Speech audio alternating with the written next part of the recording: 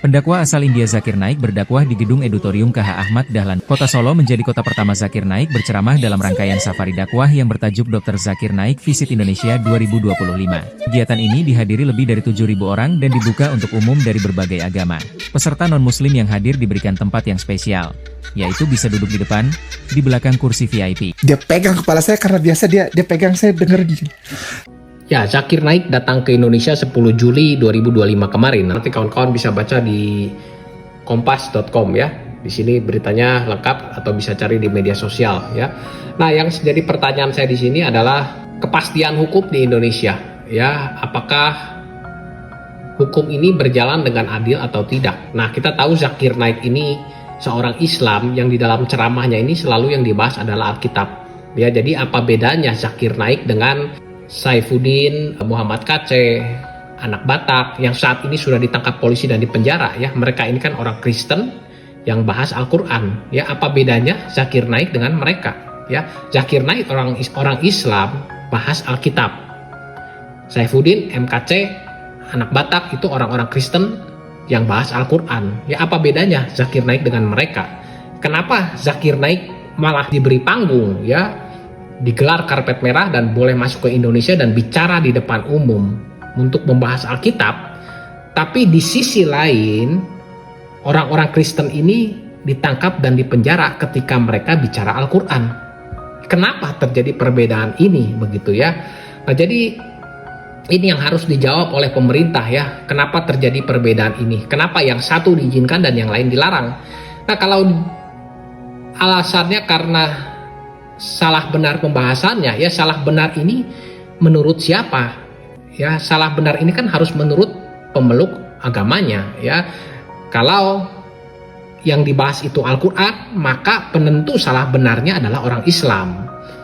Demikian juga kalau yang dibahas adalah Alkitab, maka penentu salah benarnya adalah orang Kristen ya. Jadi saya mau katakan apa yang dibahas oleh Zakir Naik tentang Alkitab adalah salah besar, salah total, tidak ada yang benar ya. Bahkan saya mau katakan lebih ekstrimnya, anak-anak sekolah minggu di gereja saja lebih pintar daripada Zakir Naik untuk soal Alkitab begitu ya. Nah, jadi kalau soal salah benar sudah jelas salah ya. Demikian juga kan Saifuddin, MKC juga sudah jelas salah menurut orang Islam. Standarnya siapa? Standarnya ya pemeluk agamanya masing-masing.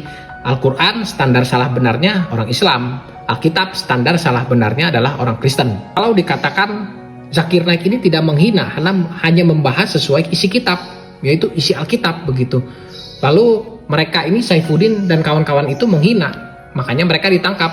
Nah, ini kan jawaban yang menurut saya sangat konyol sekali ya. Menghina atau tidak, ya intinya begini, kalau dibahas dengan salah itu menghina ya. Kalau dibahas benar itu tidak menghina. Nah, persoalannya menghina atau tidak, salah atau benar, ini kan ditentukannya oleh siapa? Ya jelas oleh pemeluk agamanya masing-masing dong. Ya, kalau Al-Qur'an penentu seseorang ini menghina atau tidak, ya jelas harus orang-orang Islam. Demikian juga Alkitab ya. Siapapun yang bahas Alkitab, penentu orang ini yang bahasnya ini salah atau benar, menghina atau tidak, yaitu orang Kristen ya. Jangan terbalik-balik di sini ya. Jadi Zakir Naik ini menghina atau tidak, salah atau benar pembahasannya, itu ditentukan oleh orang Kristen, bukan oleh orang Islam ya. Demikian juga kan sudah terjadi kepada MKC, anak Batak, Saifuddin. Mereka ini salah benar bahasa Al-Qur'annya, menghina atau tidak terhadap Al-Qur'annya ya, penentunya kan orang-orang Islam bukan orang Kristen ya. Jadi harus jelas di sini ya, siapa penentu menghina atau tidak, siapa penentu salah benarnya, jangan terbalik-balik.